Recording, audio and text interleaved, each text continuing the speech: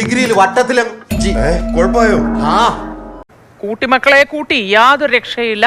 പെട്രോളിന്റെയും ഡീസലിന്റെയും വില വീണ്ടും കൂട്ടിയിരിക്കുന്നു. വരാൻ തുടങ്ങി. ഇരുട്ടടിയായി ഈ വില വർധന വീണ്ടും. പോട്ടെ, എല്ലാം തൊലഞ്ഞു പോട്ടെ. ഇവിടുത്തെ സ്ഥിതി അന്നൊന്ന് വഷളായിക്കൊണ്ട് വരികയാണ്. പെട്രോൾ ലിറ്ററിന് 86 പൈസയും ഡീസൽ ലിറ്ററിന് 83 പൈസയും വർദ്ധിപ്പിച്ചു. മൊത്തം പ്രശ്നമായല്ലോ. ഇനിയിപ്പോ എന്ത് ചെയ്യും? കഴിഞ്ഞ വെള്ളിയാഴ്ച ഡീസലിനും പെട്രോളിനും 3 രൂപ വീതം വർദ്ധിപ്പിച്ചിരുന്നു. മറക്കരുത്. ഇത് ഭയങ്കര കഷ്ടാണല്ലോ. ഇവിടെ ചോദിക്കാനും പറയാനൊന്നും ആരുമില്ലേ? ആരാ ഇവിടുത്തെ യൂണിയൻ സെക്രട്ടറി? പെട്രോളിനും ഡീസലിനും വില കൂട്ടി.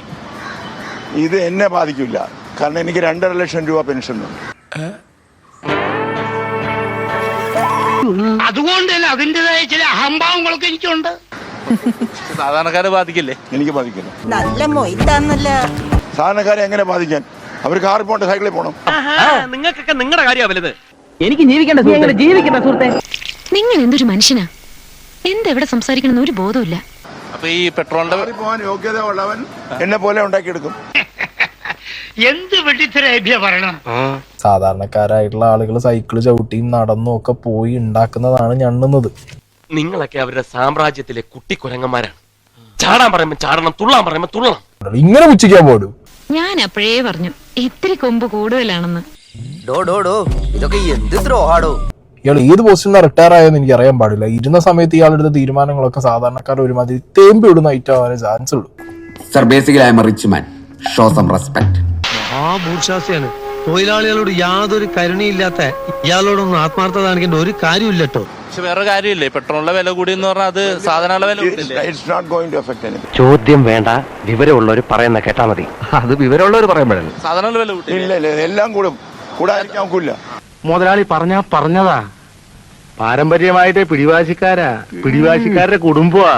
പെട്രോള് കുറഞ്ഞുകൊണ്ട് വരികയാണ്, അതിന്റെ നിക്ഷേപം കുറഞ്ഞുകൊണ്ട് വരികയാണ്. അറിയാമോ?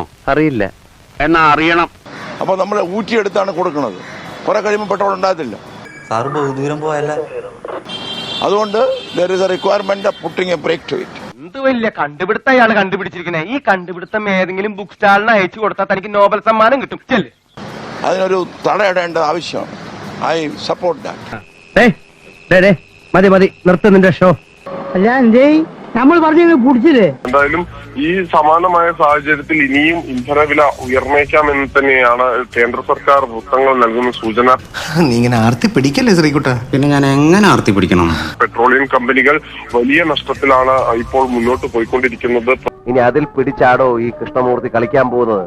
ജീവിതം മൊത്തം ഇരുട്ടിലേക്ക് നീങ്ങുകയല്ലേ. അങ്ങനെയൊന്നും പറയാതെ വിജയ. നമുക്ക് മാത്രമല്ല, എല്ലാവർക്കും കഷ്ടകാലം.